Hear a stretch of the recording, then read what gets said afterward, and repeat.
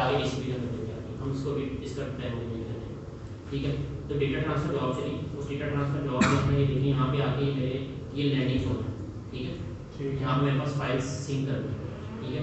जैसे ही मेरे पास landing zone में फाइल सिंक होगी तो ये मेरा क्लाउड फंक्शन एक ट्रिगर होगा, ये वाला। इसने क्या किया, उन फाइल्स को पकड़ के कॉपी करके प्रोसेसिंग जोन में, ठीक है। प्रोसेसिंग जोन में मेरे पास फाइल आ गई। उसके बाद क्या हुआ, मेरा यहाँ से क्लाउड स्केड्यूलर ट्रिगर हुआ। क्लाउड स्केड्यूलर ने क्या किया, इस फंक्शन को हिट दी, जो मेरा एक ही ETL वाला फंक्शन, ठीक है, ये वाला, ठीक है। ये क्लाउड स्केड्यूलर है और ये मेरा ETL वाला फंक्शन। ये फंक्शन जैसे ट्रिगर हुआ, इसने क्या किया, उन फाइल को पकड़ कर प्रोसेस किया और प्रोसेस करके BigQuery के स्टेजिंग टेबल में लोड कर दिया, स्टेजिंग से मेन टेबल में लोड कर दिया। तो स्टेजिंग और मेन टेबल वाला कॉन्सेप्ट हमारा रहेगा डिस्कस करने वाला। स्टेजिंग और मेन टेबल का कॉन्सेप्ट ये होता है कि जैसे मैंने आपको कहा था कि क्लाइंट में एक बार फुल लोड का डेटा देता है, बार-बार फुल लोड का डेटा देता है। उसने आपको एक बार फुल लोड का डेटा दे दिया और आपने अपने एक टेबल में कर दिया, लेकिन गोइंग फॉरवर्ड आपको सिर्फ इंक्रीमेंटल डेटा है, ठीक है। और वो इंक्रीमेंटल आपको सिर्फ वो इंक्रीमेंटल डेटा ही आगे डिलीट इंसर्ट करना है या आपको मर्ज अपडेट करना है, ठीक है। हमारे पास ETL के 2-3 सिनेरियो होते हैं, या तो हम ऐसा, अगर तो आपके पास इस तरह का सिनेरियो है कि आपका हिस्टोरिकल डेटा चेंज हो, लेट्स से आपके पास एक ऑर्डर आया, वो आपके पास पिछले हफ्ते भी आया था और आज वो ऑर्डर आपको दोबारा आया। उस ऑर्डर में मेरी उसने कस्टमर ने चीज़ रिटर्न की, तो आप ऑर्डर की वैल्यू आपके पास अपडेट होगी, उसका जो अमाउंट है वो अपडेट होगा, ठीक है। तो इट मीन्स कि आपका हिस्टोरिकल डेटा अपडेट होगा। जब आपको इस तरह का सिनेरियो होना कि आपका हिस्टोरिकल डेटा अपडेट होगा, तो उस केस में आप हमेशा डिलीट इंसर्ट करते हैं, या तो डिलीट इंसर्ट करते हैं या आप उसकी जो है ना वो वर्जन मेंटेन करते हैं, क्या आप उसके हर उस रिकॉर्ड के हर वर्जन को मेंटेन कर रहे होते हैं। एक हफ्ते पहले को क्या था और एक हफ्ते बाद क्या, ठीक है। तो फिर आपका उस केस में आपको 2 रिकॉर्ड उससे मेंटेन हो रहे होंगे, लेकिन उसमें से वैलिड कोई एक ही होगा, ठीक है। इस कॉन्सेप्ट को आप इस तरह समझ लें कि हमारे पास लेट्स से BigQuery का टेबल है। इस टेबल के अंदर हमारे पास ये एक रिकॉर्ड है,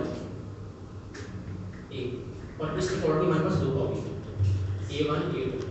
ये जो हमारे पास, और यहाँ पे हमारे पास में कुछ एक डेट का कॉलम है, लेट्स से हम उसको कह देते हैं पहले, ठीक है।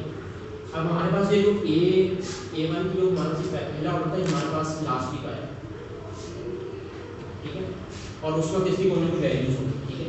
और ये सिर्फ लास्ट वीक तक पहले, और आज के वीक में हमारे पास ये ऑर्डर दोबारा है करंट वीक में, और आज इसकी वैल्यू अमाउंट वैल्यू कुछ और है, ठीक है।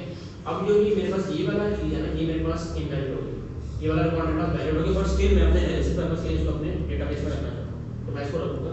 लेकिन अब इसकी वैलिड जो डेट है ना, वो यहाँ से एक्सक्लूड हो जाएगी, यहाँ से इसकी वैलिड डेट आ जाएगी कि ये वाला रिकॉर्ड मेरे पास आज तक पहले। एक तो हमारे पास ये पैराडाइम होता है कि हम अपने पूरा का पूरा स्नैपशॉट रखना चाहते हैं अपने डेटा, हिस्ट्री मेंटेन करना है पूरी डेटा, ठीक है। और एक हमारे पास ये होता है कि बिजनेस को रिक्वायरमेंट होती है, वो कहते हैं कि हमें कोई मतलब नहीं है, पुराना रिकॉर्ड हमें सबसे लेटेस्ट है। उसके अंदर हम क्या करते हैं कि हमारे पास में कोई ना कोई की कॉलम होता है। लेट्स से मेरे पास ना, सर आपको वो ग्रेन का आइडिया होगा, टेबल के हमारे पास डिफरेंट ग्रेन्स होते हैं, ठीक है। ग्रेन का हमारे पास ना बेसिक पर्पस ये होता है कि ग्रेन इज लाइक कि आप उस टेबल पे किस लेवल पे आप उसको ग्रुप बाय कर सकते हैं, ठीक है। अगर आप डेटा एनालिसिस वगैरह भी करता हो,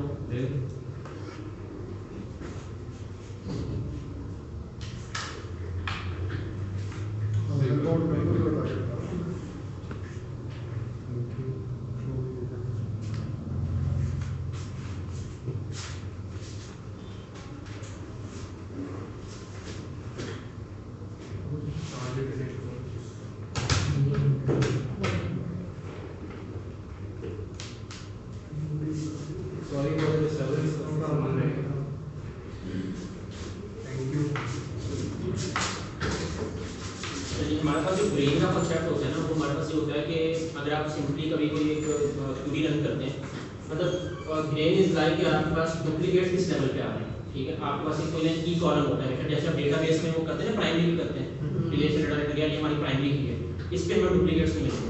तो ये आप इसको की कॉलम पे अगर वो समझ लेंगे, वेयर हाउस में इसको हम की कॉलम कहते हैं और रिलेशन में हम उसको प्राइमरी कहते हैं, ठीक है।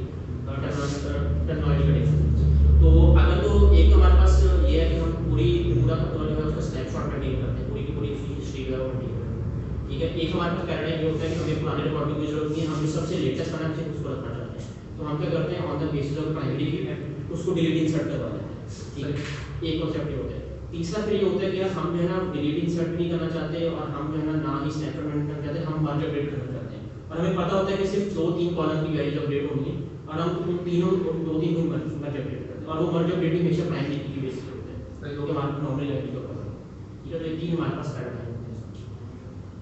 इसके अंदर आप डेट्स के ऊपर एक्सपेक्टेड फॉर्म करके नहीं कर सकते? यस, वो भी कर सकते हैं। अब तो क्या आप की कॉलम की बेस पे करना चाहते हैं? नहीं, मैं कह रहा हूँ जैसे आपने वैलिड लिखा है ना, तो मैं डेट रेंज दे दूँ कि ये स्टार्ट डेट यहाँ से लेके यहाँ तक वैलिड था, और ये रीसेंट वाले के अंदर एंड डेट नहीं होगी, एक्सपायर डेट नहीं होगी, मुझे बताओगे कि जो लास्ट। हाँ एग्जैक्टली, वो आपके पास इस तरह के 2 कॉलम कंटेन हो जाएंगे कि एक आपके पास हो जाएगा इस तरह, एग्जैक्टली एक आपके पास रिकॉर्ड की क्रिएटेड डेट होगी इस तरह, एक आपके पास कॉलम होगा क्रिएटेड डेट का, एक आपके पास होगा वैलिड डेट का। जो आपके पास पुराना रिकॉर्ड है उसकी कोई यहाँ पे क्रिएटेड डेट होगी, सम वैल्यू होगी आपके पास, और उसकी कोई यहाँ पे वैलिडिटी डेट भी होगी। लेट्स से वो कल वो यस्टरडे का करेगा, लेकिन आपके पास सबसे लेटेस्ट रिकॉर्ड है उसकी क्रिएटेड डेट होगी, लेकिन उसकी वैलिड डेट भी होगी, वो आज तक बैठ है। ठीक है, अंटिल अनलेस कोई नया रिकॉर्ड है और ऐसे की टाइप 56 होगी। हाँ। अच्छा, स्टेजिंग टेबल का बेसिकली कंसेप्ट हम डिस्कस कर रहे थे, तो वो यही होता है कि हमारे पास एक बार जो मेन टेबल के अंदर फुल लोड का डेटा जाता है, गोइंग फॉरवर्ड हमारे पास जब इंक्रीमेंटल डेटा आएगा ना, तो हम स्टेज टेबल अपना डेली ट्रांसलेट लोड करते हैं। ठीक है, स्टेजिंग वो एरिया के जहाँ हमारा डेटा लैंड कर रहा होता है, हमें उस डेटा को आगे मेन टेबल के अंदर मर्ज अपडेट करें, डिलीट इंसर्ट करें, आपको बस। ठीक है, तो ये इसका मेन कंसेप्ट होता है। ठीक है, अच्छा अब ये क्लाउड कंपोजर हमने देखे, हमने टैग लोड किया, उसके अंदर हमारा एक इशू था, हमने एक लाइब्रेरी इंपोर्ट नहीं किया। ठीक है, तो एक लाइब्रेरी बल्कि हमने यूज़ की है, लेकिन हमने उसको ऊपर इंपोर्ट नहीं किया, तो उसने हमें एरर दे दिया कि ये डेट टाइम पे आपकी लाइब्रेरी इंपोर्ट नहीं की, तो हम इसको इंपोर्ट कर लेते हैं।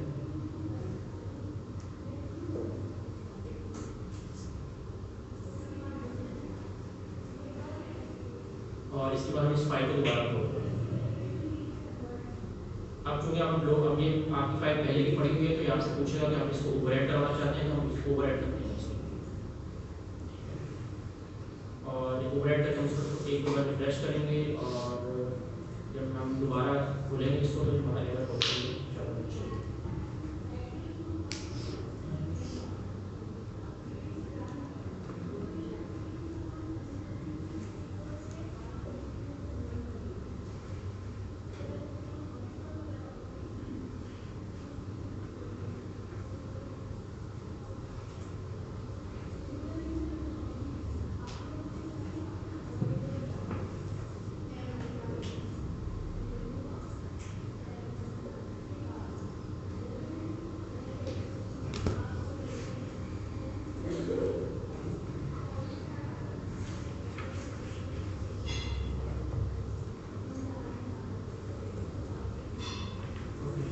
अब ये टाइम डाटा की लाइब्रेरी है जो कि हमने इंपोर्ट नहीं की, तो उसको भी इंपोर्ट करना है।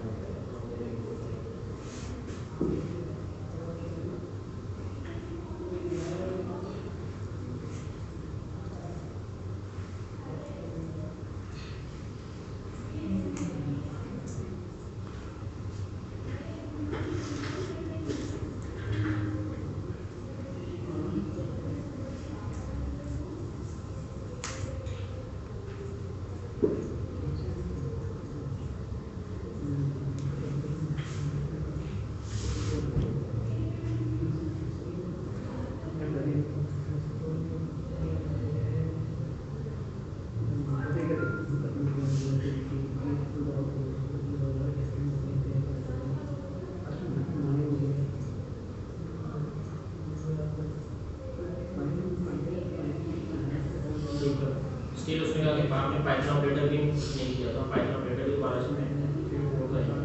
तो इसमें ना काफ़ी सारी लाइब्रेरी होती हैं जो कि हमें इंपोर्ट करनी पड़ेंगी। तो ये इसकी पाइथन ऑपरेटर की लाइब्रेरी होती है।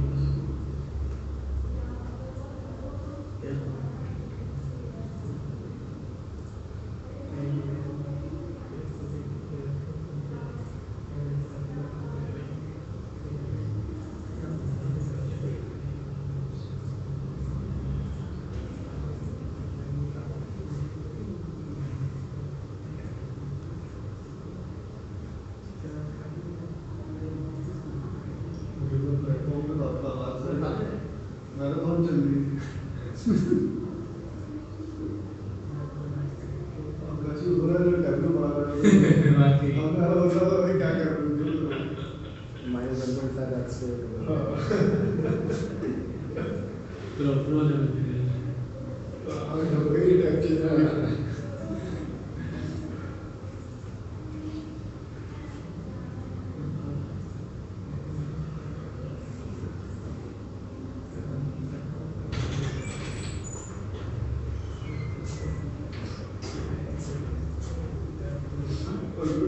जी जी मेरी आवाज़ आ रही है तो मुझे ऐसे देख रहे हैं सुन रहे थे ऐसी क्या बात कर रहे थे ठीक है। ये हमारा टैग अब इस पे सक्सेसफुली अपलोड हो गया जो हमारे पास ऊपर एरर हुआ था वो हमारे पास रिमूव हो गया। अब हम देखते हैं कि हमारा टैग यहाँ पे अपीयर दिखा हुआ है। तो ये हमारा टैग सबसे आखिर में आपको नजर आ रहा होगा। इसका टाइम हमने क्या सेट किया था 10:15 PM के बीच में टाइम आ रहा है, ठीक है।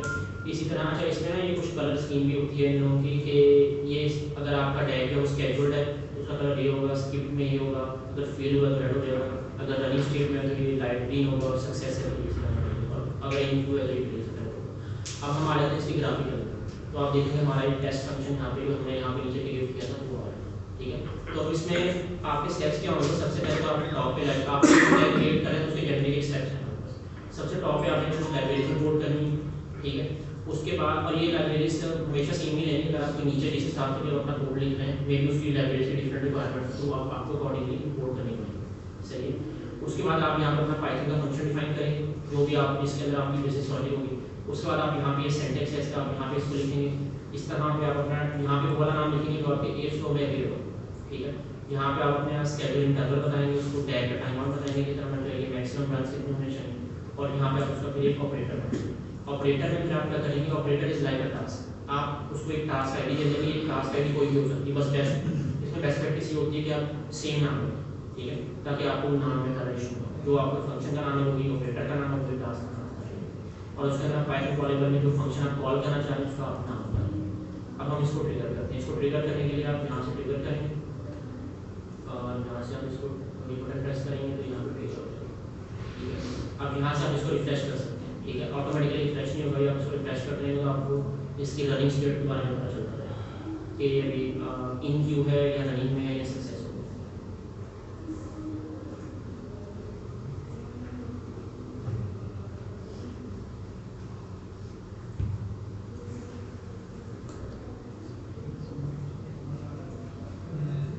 ठीक है, अभी इन क्यू आ गई, ये ग्रे कलर हो गया, बट इसके अभी ये रनिंग स्टेट में आ गया और ये कंप्लीट हो गया। तो हम इसके लॉग्स देखते हैं ताकि ये हमने जो की है प्रिंट वगैरह करवाई है लॉग्स में क्या प्रिंट हो गए। तो आप यहाँ पे अच्छा आप यहाँ पे ना आप इंडिविजुअल टास्क के लॉग देख सकते हैं। एक चीज़ होती है कि आप पूरे प्रोसेस के लॉग देख सकते हैं, आपकी पूरी ETL के लॉग वो आपको यहाँ पे नजर नहीं है, वो मैं बताता हूँ कहाँ पे, वो उसके बाद बताता हूँ। पहले आप ये देखते हैं कि इंडिविजुअल अगर आपने अपने टास्क के लॉग्स देखते हैं कि आप एक टास्क के लॉग्स हैं तो वो आप इस पर क्लिक करेंगे और व्यू लॉग पे जाएंगे, ठीक है। तो यहाँ पे आप देखें हमने एक मैसेज प्रिंट करवाया था हेलो वर्ल्ड, तो यहाँ पे हमें मैसेज प्रिंट और यहाँ पे जो भी आप प्रिंट करवाए वो यहाँ पे आपको होना शुरू हो गया। अच्छा अगर आपको पूरे अपने प्रोसेस के लॉग्स देखते हैं तो उसका तरीका क्या ये होता है कि जहाँ से आपने क्लाउड कंपोजर के इफ ओपन किया था तो यहाँ पे आपको एक और आइकन नजर आ रहा है लॉग्स का, ठीक है। यहाँ पे आप क्लिक करेंगे, ठीक है। तो ये आपका बेसिकली ना स्टैक ड्राइवर ओपन कर देगा। अच्छा स्टैक ड्राइवर क्या चीज़ होती है? जैसे आपने AWS में मे बी पढ़ा हो या ना पढ़ा हो, AWS में ना एक लॉगिंग की सर्विस होती है। हर क्लाउड प्लेटफॉर्म की ना अपनी एक लॉगिंग की सर्विस होती है सेंटर, जिसमें आपकी सारी सर्विसेज, ठीक है, सारे आपकी सर्विसेज की उस क्लाउड प्लेटफॉर्म की सारी सर्विस के लॉग आ रहे होते हैं, ठीक है। तो इसी तरह GCP की अपनी एक है, AWS की भी है, Azure की भी, ठीक है। GCP की जो सर्विस है उसका नाम है स्टैक ड्राइवर। सर लेकिन तो वही खुल गई विंडो जो पहले इंडिविजुअल लॉग्स में चलेंगे ये मैं बराबर वाली में होगी, ठीक है। अब यहाँ पे आपकी सारी सर्विसेज के लॉग आ रहे हैं, ठीक है। अगर आप इस पे देखें ना तो इसमें ऊपर आप फिल्टर भी अप्लाई कर सकते हैं कि आप क्लाउड कंपोजर टाइप के सारे लॉग्स देखना चाहते हैं, आप किस पर्टिकुलर रीजन के लॉग्स देखना चाहते हैं, और आप एक कंपोजर किस इंस्टेंस के आप लॉग्स देखना चाहते हैं। यहाँ पे आप एक और पैरामीटर ऐड कर सकते हैं कि आप इस इंस्टेंस के इस बैग के लॉग्स देखना चाहते हैं, ठीक है। तो आप उसको मजीद डिप डाउन कर सकते हैं, ये चीज़ होगी। अच्छा अभी हमने डैग देख लिया, उसके बाद जो है वो अच्छा अभी इस डैग का वे भी अब आप देखना चाहते हैं, एनालिसिस करना चाहते हैं कि यार आपके ETLs के जो है ना वो मल्टीपल टास्क है और हर टास्क कितना टाइम है, कोई ऐसा टास्क नहीं है जो बहुत ज़्यादा टाइम है, तो वो चीज़ें हम देख सकते हैं। वो मैं आपको एक्चुअल डैग में दिखाता हूँ, टेस्ट डैग में बताना चाहिए। वो हम देखते हैं जैसे मैं ये वाला खाना बनाया डायरेक्ट को ओपन करता हूँ और इसके अंदर मैं जाता हूँ टास्क ड्यूरेशन के अंदर, ठीक है। तो ये देखिए मुझे पूरी इसकी ना वो मिल रही है कि मेरे ये ऊपर मेरे टास्क है, लेट से AXESS, ये वाला टास्क मेरा इतना टाइम ले रहा है 70 मिनट्स ले रहा है, ठीक है, 70 सेकंड ले रहा है। इसी तरह ये वाला टास्क है, ये वाला टास्क है कितना मिनट ले रहा है, फिर ये मॉर्निंग वाला टास्क है कितने मिनट ले रहा है। तो ये मुझे यहाँ से अपना टाइम एनालिसिस भी मिल सकता है कि मेरा ETL के सारे स्टेप्स का कितना टाइम लगेगा, ठीक है। और इसके अलावा अगर आप एक अपना वो ट्री व्यू देखना चाहते हैं कि यार मैं ट्री फॉर्म में अपना एक प्रेजेंटेशन देखना चाहता हूँ, वो भी आप देख सकते हैं यहाँ से, ठीक है। यहाँ से आपको पता चल जाएगा कि आपका लेटेस्ट रन कौन सा चला है। आप यहाँ भी मुझे बता रहा है कि मेरा लास्ट रन चला है वो 27 का चला है, मीन्स मेरा 8 से रन है वो चल चुका है। तो क्लाउड कंपोजर में कोई क्वेश्चन हो उसमें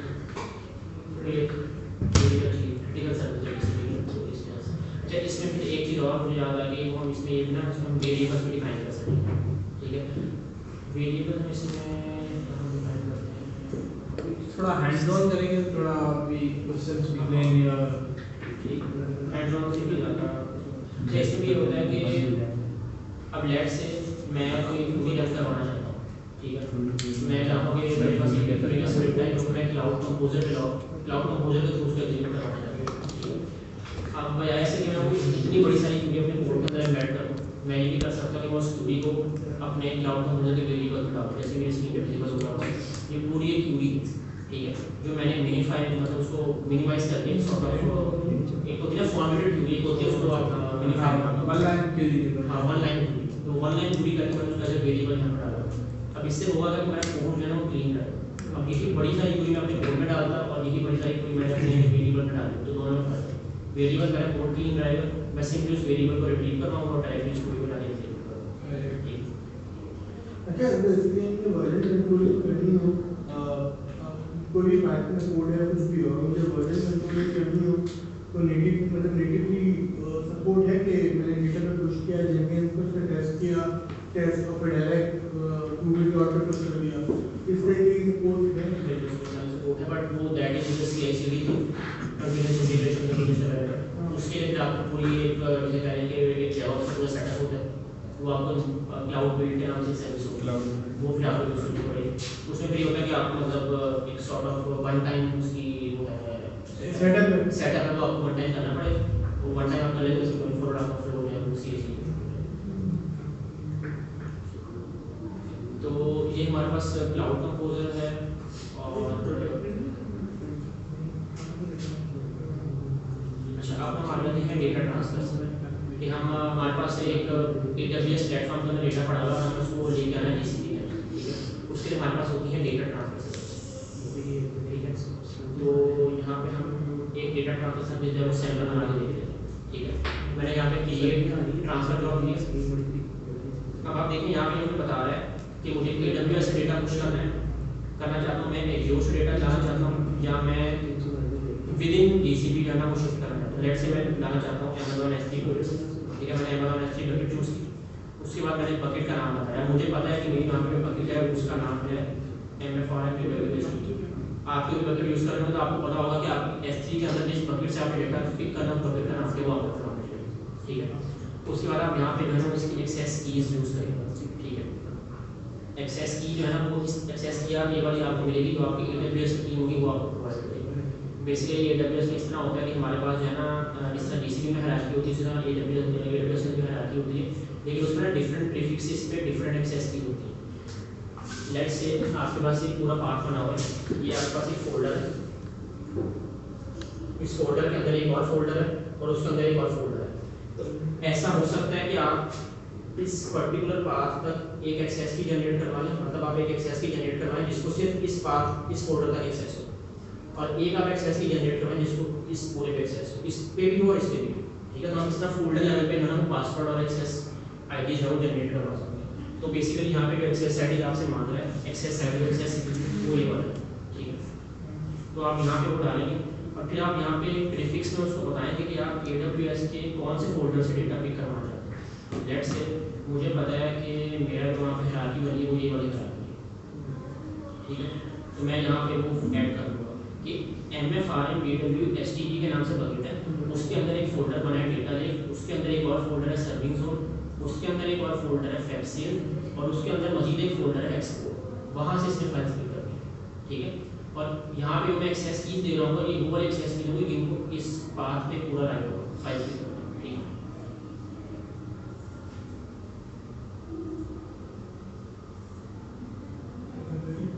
ठीक है, अब नेक्स्ट मैं इसको कर दूंगा नेक्स्ट का।